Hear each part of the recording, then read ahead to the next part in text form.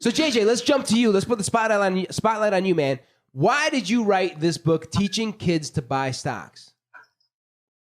My goal was to convince folks that really wouldn't learn about the stock market normally that it's not quite as complicated as finance people make it out to be, to try to just bring, I call it the soccer moms of the world, into being able to talk to their kids about money and talk to their kids about the stock market. Just want to get the conversation going so that people aren't scared of it. That it's not this big mysterious thing, that it's, it's something that it's just a collection of all the companies out there. And it really is as simple as that when you look at it that way. Yeah. I've had friends, JJ, after I started this podcast, I'm talking about doctor friends who have a lot of money, have come up to me and been like, "Oh, dude, I need your help." I'm like, "What's up, dude? Like, you want drugs or something? Like, you're so like freaking me out right now." He's like, "No, dude, I've got a decent amount of money, and I haven't been investing." He feels like he's making here. It's mostly been men. They feel like they're doing a sin because they have all this money. They're not doing anything with it. Right. And I'm like, "Oh, dude, yeah, I can help you." He's like, "All right, well, tell me what I need to do. I probably need to buy 10 books and read this and do that and understand." I'm like, no, dude. That's all hocus pocus. You don't need any of that shit. Yeah.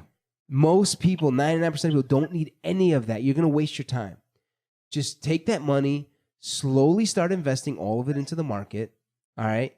We'll get you into some exchange traded funds, and then just sit back and watch it. He's like, "It can't be that easy." I'm like, it really is that easy. Yeah. And so JJ writing this book is like, I think, a fantastic thing, even for like sophisticated people in different fields like doctors, but who feel like there's a huge barrier to even investing their money in the market. No, absolutely. I grew up out in the country in Kansas, and I watched the people that created good nest eggs in the stock market. It was the wives of the farmers. It was these old ladies that the wives didn't let their husbands put all the money into the farm that was a sinking ship. They would go down to the bank and they would buy shares of companies. They wouldn't buy funds because they didn't want to pay a fee, but they would go and they'd buy shares of a utility company or something else that they knew, and little bit at a time. And they weren't savvy. They weren't investment savvy. They just were savers. And those were the folks that I saw do the best in investing when I was growing up. Wow. So you're saying the wives of the farmers would be like, "Well, my husband is too busy thinking this farm is going to be everything." And she would realize that's a whole bunch of bullshit. That this guy's way too romanticized with his farm, thinking he's going to be the next John Deere or whatever, or like, the next big... that was the absolute worst comparison, but I'm going to go with it. Who's the greatest farmer of all time? John Deere? John Deere. You're from Kansas. Who's the greatest farmer? You're from Mississippi. There's no farmers in Mississippi. Who's the greatest farmer of all time? Is there like literally a... Monsanto. There we go. Roundup. Is there the greatest farmer of all time? John Deere? I don't know. Wait, I know. Old MacDonald. Yeah, Old MacDonald. There we go. He's got to be the best farmer of all time. You think Old MacDonald's wife was like, "Get the fuck out of here. You ain't buying any more chickens for that stupid song. I'm going down to First National Bank of Omaha. Buy us some ComEd." That's basically what happened, is what you're saying, right, JJ? That's what I saw growing up. Is that Mrs. McDonald did. Those were the stock investors that that I was around growing up.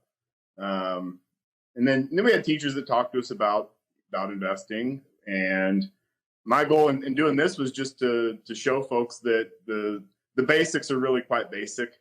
It's a collection of companies, and the price of that company's stock is going to tend to follow their profits. And if they're profitable year after year, and those profits are increasing, then that stock price is going to go up. If the profits are decreasing, if they're J.C. Penney's, and it's just a bad year after bad year, then stock price is probably going to go down.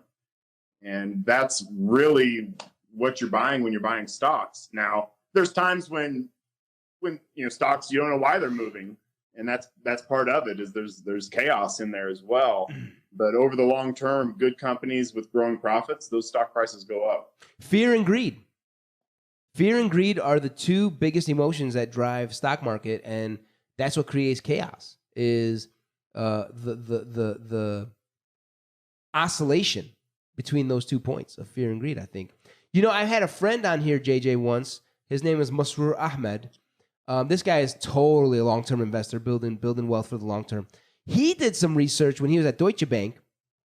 He did some research. He's like, man, I believe in the investing in the long term so much that I bet you. He said, I bet you, even if you always invest at the worst time, even if you buy high and as long as you buy high and you just keep buying at the highs over decades, you still end up returning 10%, a huge amount, over long periods of time, buying a collection of stocks. You'll never believe it, JJ. You could buy the highs, buy at the worst time possible, and you will still return the historical returns, if you can believe that, as long as you do it over 30 to 40 years. No, absolutely. Especially if you're buying the broad market. You're buying individual stocks, then it's the risks are much higher. But when you're buying the market as a whole, absolutely.